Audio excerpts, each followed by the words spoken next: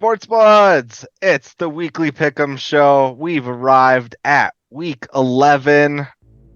I'm Chris Billings, joined by Tony Parlay Reyes and Nicholas Kerr. Gentlemen, how are you doing? Nick, I'll start with you. I'm doing fantastic. I'm ready to talk this week of football. Hell yeah, hell yeah. Mr. Tony Parlay Reyes, how you doing? You had a bye week, by the way. That's why you're so happy. Yes. I Yeah. know, I know the Ready to get feeling. some football back. Mr. Reyes, how are you doing? Happy as a clam, man. Happy as always. Love Love to it. talk some football. Still bringing slang from the 1970s. We're old. All right. As for last week, let's talk a little bit about that. How we did week 10. Me and Nick both did 10-4, bouncing back finally.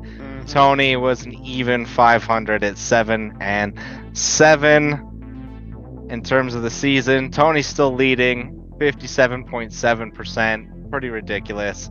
I'm back in the green, 51%.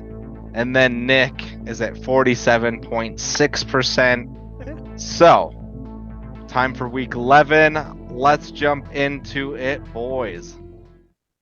All right, for week 11, our bye week teams are the Falcons, the Colts, the Patriots, and the Saints. Honestly, 3 out of those 4 teams very much need a bye week, so good for them.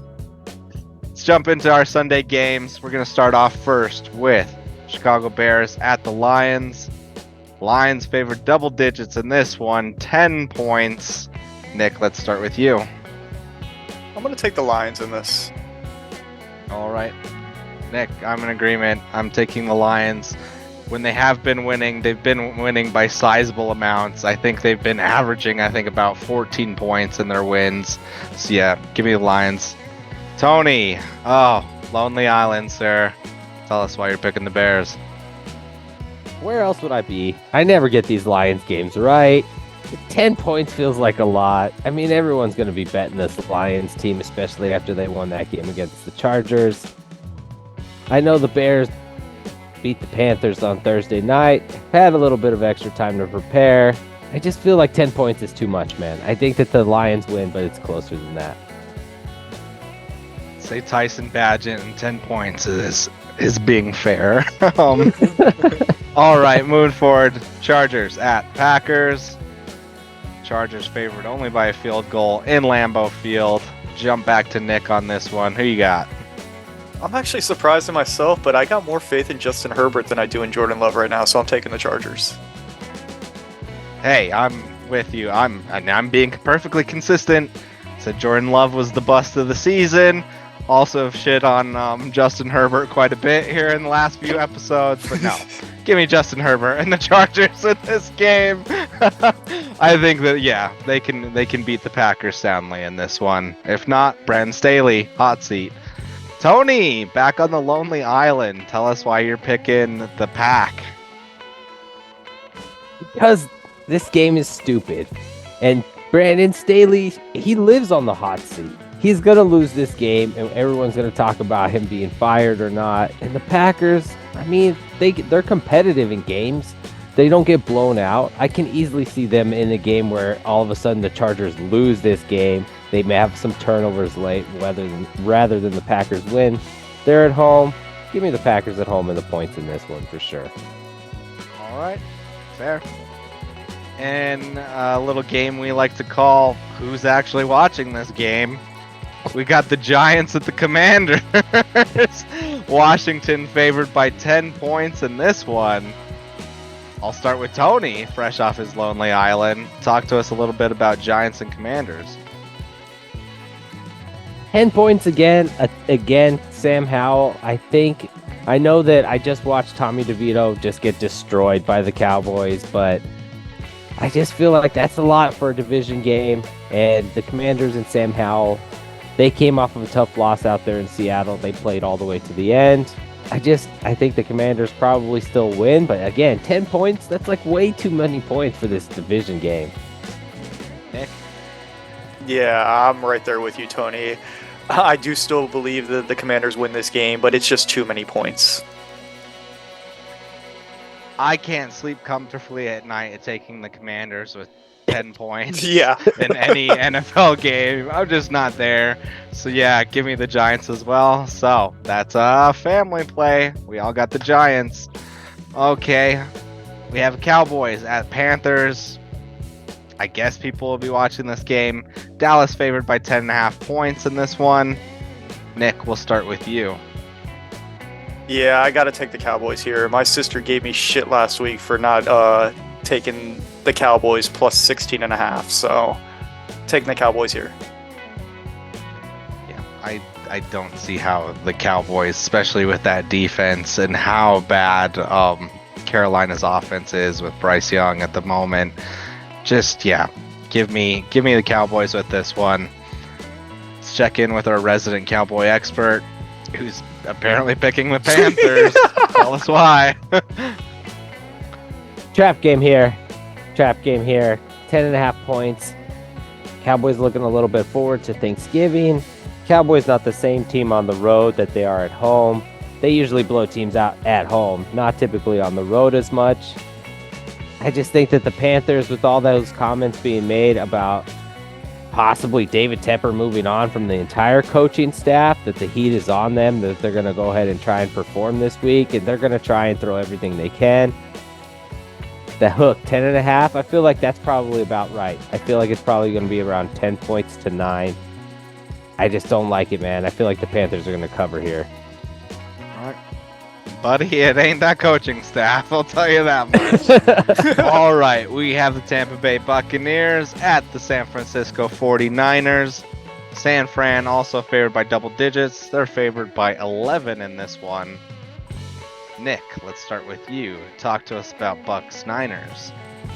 Yeah, Chris, I'm going to go with the Niners in this one. They got back to almost full strength last week, and you saw what they did to the Jaguars. That Jaguars team's better than this Titans team, so better than this Bucs team. I'm going to take the Niners. All right. Tony, talk to us about the Bucs Niners.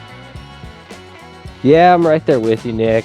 That Niners team, full strength again. They definitely made their statement against the Jags. And the fact that this game is in San Francisco, Bucs having to fly cross country, I do not like that for them. Niners at home, I just feel like they roll this Bucs team. I don't think the Bucs can hang with them on the line. I don't think they'll be able to block them. Once they got that Chase Young-Bosa combination, it's really going to be it's going to cause problems for a lot of offensive lines. So 11 feels like a lot, but I easily think the Niners win this by 2 scores. Looks like I'm on my lonely island. I'm siding with the Bucs on this one. That just seems like too big of a spread. I think that the Bucs can potentially cover. And Niners they have these games where they play it a little too close, play down to their competition sometimes. So I'm gonna go with the Bucs on this one. I'll go on my lonely island. All right. Last game of our appetizer round here. We have the Titans at Jaguars. Jags favored by 6.5 points. Tony, let's start with you. This was a tough one for me. 6.5 feels about right. Titans coming off of a bad loss to the Bucs where they really couldn't get anything going offensively. They missed a field goal and they couldn't really get into the red zone there. In the end zone there. And the Jaguars got humiliated by the Niners, so I feel like they're going to bounce back. Usually when teams get crushed like that, they play a lot better the next week. They're at home. I'll take the Jags. I think they win this easily by about a touchdown. All right. Nick, how about yourself? Titans or Jags? Yeah, Tony, I'm right there with you. I think this is a big bounce back week for Trevor Lawrence and these Jags. I think that they're going to take that loss to heart last week, and they're going to come out and take it out on these Tennessee Titans. I got the Jags in this by at least a touchdown. All right. I'm going to do a flipping it. I couldn't get a read on this game either. Could Will Levis potentially come out and have a scoring fest? Could the Jags just play down to their competition like they sometimes do as well? I don't know. And then also Jags, struggle at home a little bit as well. So this time I'm going with the red M&M poker chip. That was a terrible flip. Let's do that again. Mulligan. There we go. Oh, we have tails. So I'm taking the Titans. I'm on a lonely island with the Titans. Eesh. I regret taking that first flip. immediately. I probably should have just picked the Jags in this game. Okay, those were our appetizer games. Gonna jump to our next section and start getting into our main course games that we want to discuss. Getting into some of our main course games now. One of our focus games, the Raiders at Dolphins. Dolphins fresh off a bye week, favored by 12 points. We'll start with our South Floridian himself, Nicholas J. Kerr. Talk to us about Raiders Dolphins. Yeah, Chris. So Antonio Pierce is 2-0 as interim head coach, but those wins are against the Giants and the Jets. Stopping Tua and Tyreek is going to prove much more difficult for them.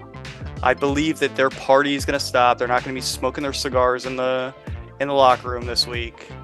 And because the Dolphins are coming off a bye, they had a tough loss in Germany against Kansas City. But Miami at home has won 16 of the last 18 games, and they're getting Devon Achane back. Plus, this team's probably going to be about as healthy as it's been all year. The Dolphins are 3-0 against the spread at home, and that includes two lines that are double digits, which this one is.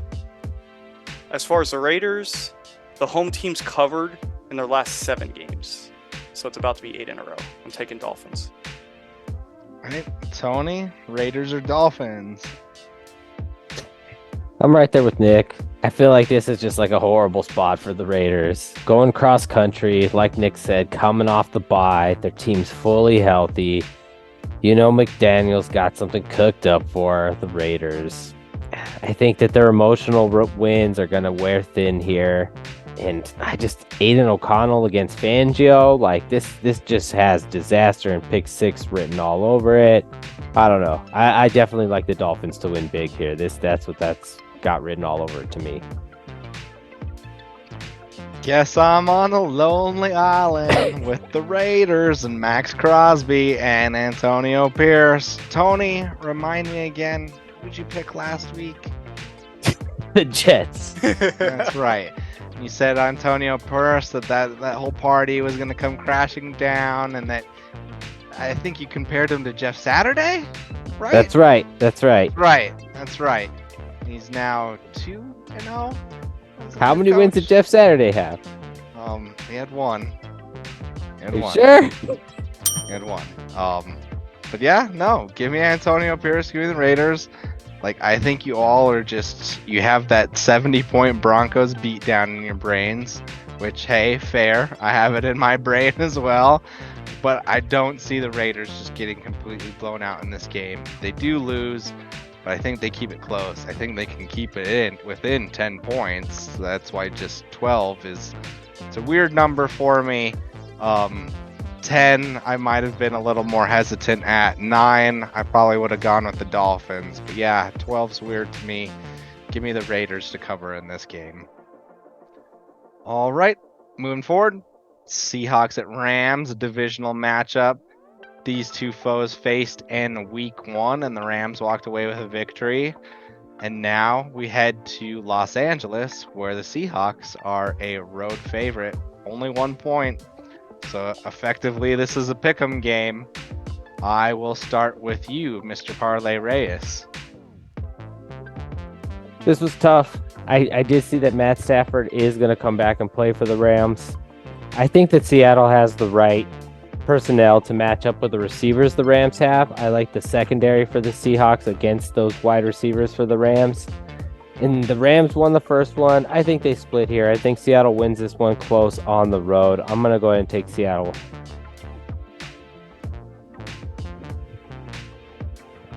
All right, Nick.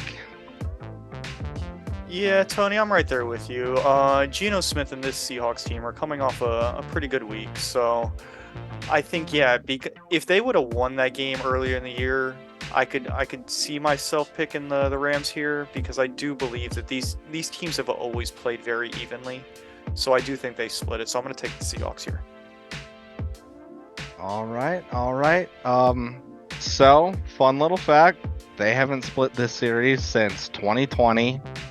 It's usually been one team that sweeps the table in this. But with that said, Sean McVay 9-5 against Pete Carroll, and Seattle already lost at home 30-13. Rams had 426 total yards that week.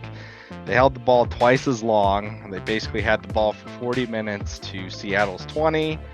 They had 27 first downs. Stafford had 334 yards. But things have definitely changed for the Rams. They've lost 4 out of their last 5. They do not look like that week 1 team. I do see Pete Carroll bouncing back. They've looked a lot more consistent over the past few weeks, and I see them bouncing back, winning this game decisively. Geno Smith has had success against the Rams, and I think he's going to continue to do so. I think that was more of a fluke outlier game, so I do see Geno Smith becoming 3-1 against the Rams after this game. So family play. We all got Seattle on this one. All right.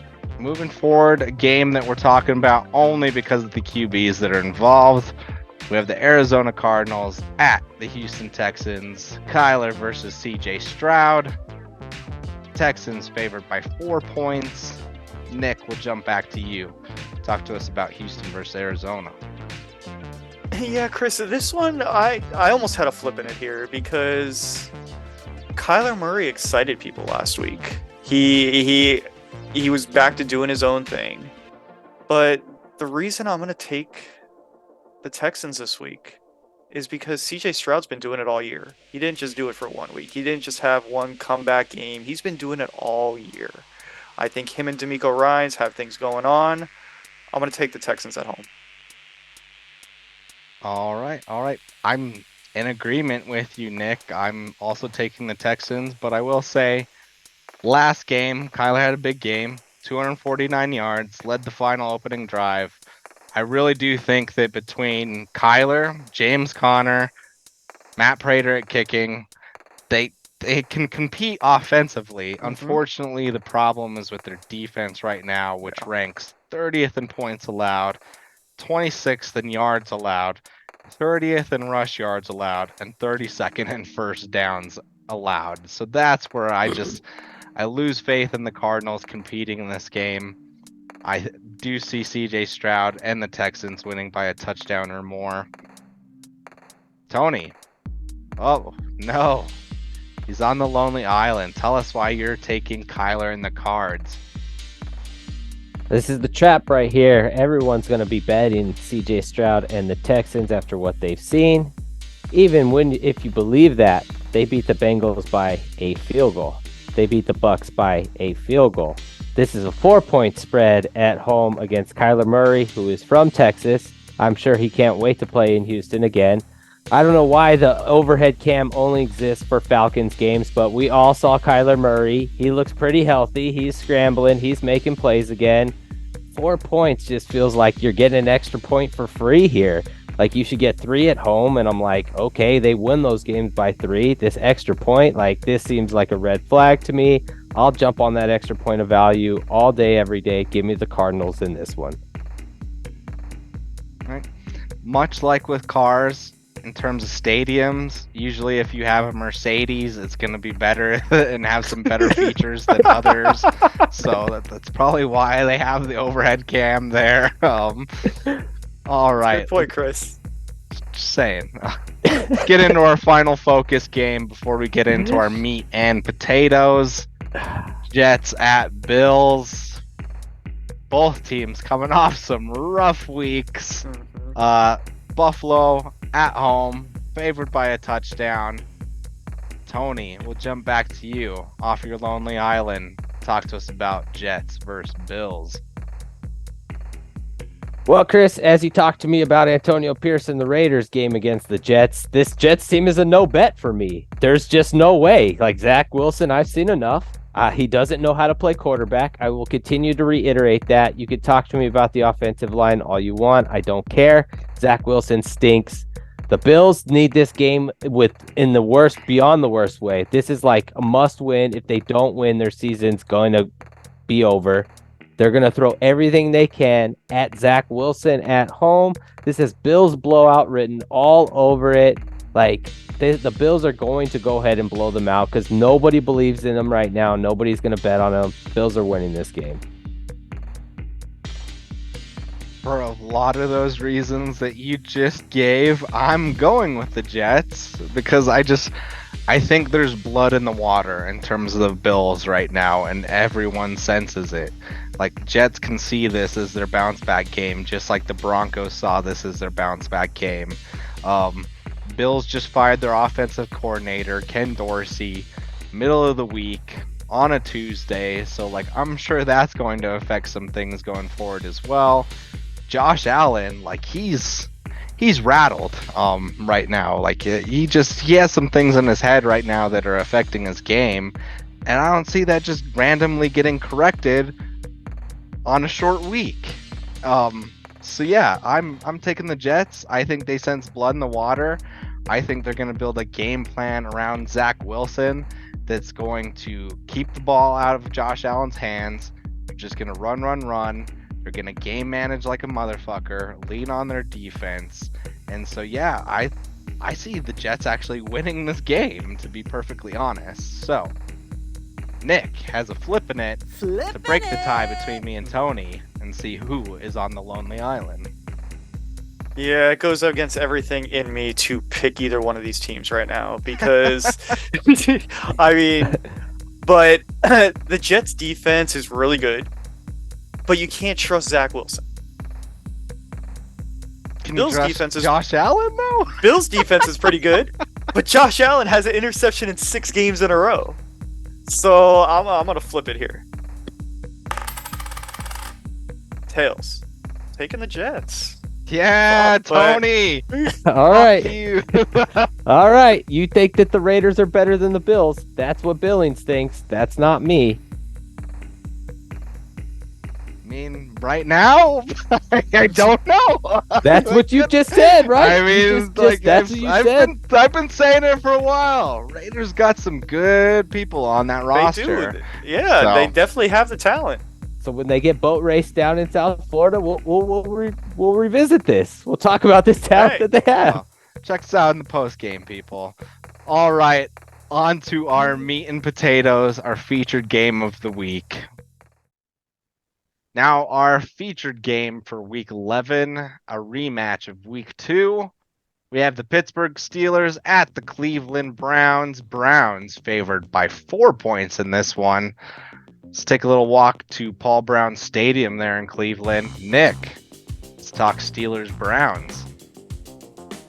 Yeah, Chris, the AFC North this year is probably one of the tightest divisions in the NFL right now, with every team's within striking distance of first place. And that includes these Steelers and Browns, who are both at 6-3 on the season.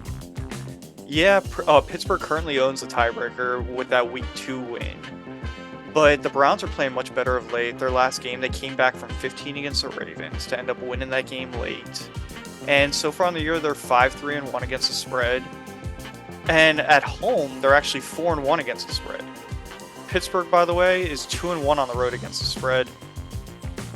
These teams did play a close game in Week 2. I expect this game to be close, but I think that the Browns do pull it out at home. All right, Nick. All right.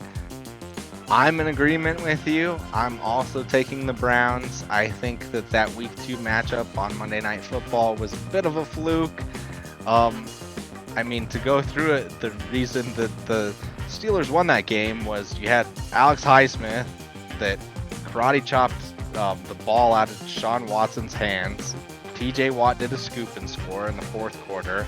I mean, they began the night with an Alex Highsmith pick six. Like, basically, he single-handedly took them down.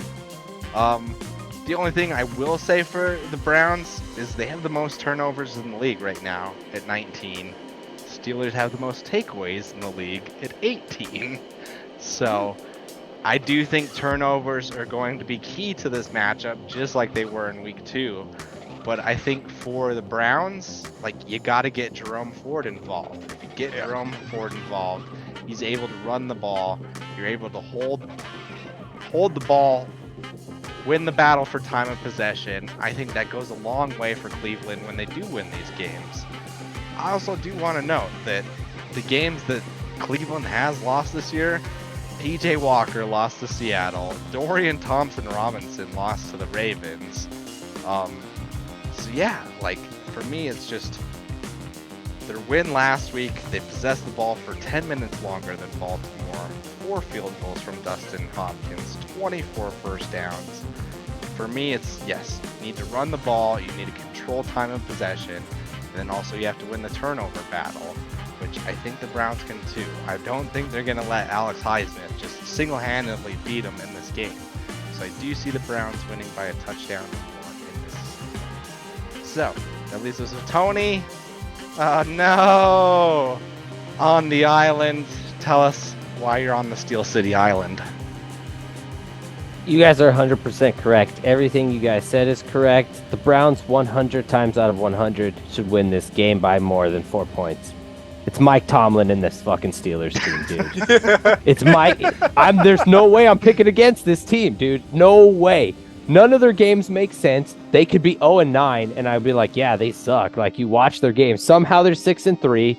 They find ways to win games. It's grit. It's grind. It's defense. It's penalties. It's an offensive play here. It's Pickett to Pickens here. It's like all of a sudden you're just like, oh, all of a sudden it's Jaylen Warren with a 30-yard run here. Like, I'm not picking. The Steelers are going to win this game. The Steelers are going to win this game, and everyone's going to be like, what happened? The Browns kicker missed a field goal. The TJ Watt force fumbled on Deshaun Watson. This is what the fucking Steelers do. This is what they do all season. This team is going to win 10 games. They're going to go to the playoffs, and everyone's going to be like, how? Mike Tomlin, that's how. Like, this is that the standard is the standard. The Steelers are winning this game. They're getting an extra point besides the field goal here. Give me the Steelers all day, every day, because they win games that don't make sense, and that's how they're going to win this game in a way that doesn't make sense. Hey, would not be surprised. I mean, for the AFC North, you got the Bengals going up against the Ravens. Got the Steelers going up against the Browns this week. Who's going to be leading this division when it's all said and done? And we're talking next week in our post game. Nick? I think they all tie. I think that'd be hilarious. But honestly, I find that very hilarious. No, I think the Ravens will end up winning this division at the end of the week. Okay. Tony? Yeah, I'm right there. Wait, if the Steelers would have the tiebreaker over the Ravens because they beat them, I don't know. If the Steelers have the tiebreaker because I think they'll have the same record. Tony, you picked the Ravens to win their game. So if Ravens win, Steelers win. Ravens, I believe, would be leading the division. Yes. They have the same record though. Oh, no, the Ravens have 7 wins. The Ravens haven't had their bye yet. Okay, you're right. For me, it's pretty clear cut. I picked the Bengals to win that game. I'm picking the Browns in this game, so it's going to be the Browns leading the division at the end of this week. So, all right, that was our feature game of the week. That was our Sunday games. Thanksgiving coming up this week. We'll have just probably a bunch of different episodes for you. Don't forget, you got like 3 or 4 games on Thursday. Got a Black Friday game this year. Hell yeah. I'm excited for that one. Yeah, it's a bit biased, so. All right, everyone. Enjoy some football before you have to get, hang out with family, listen to your drunk uncle rant about politics and whatnot. So enjoy. For Tony Parlay Reyes, Nicholas J. Kerr, I'm Chris Billings. I hope everyone has a great one. Good night. Thanks for watching the Sports Buds. Be sure to like, follow, and subscribe.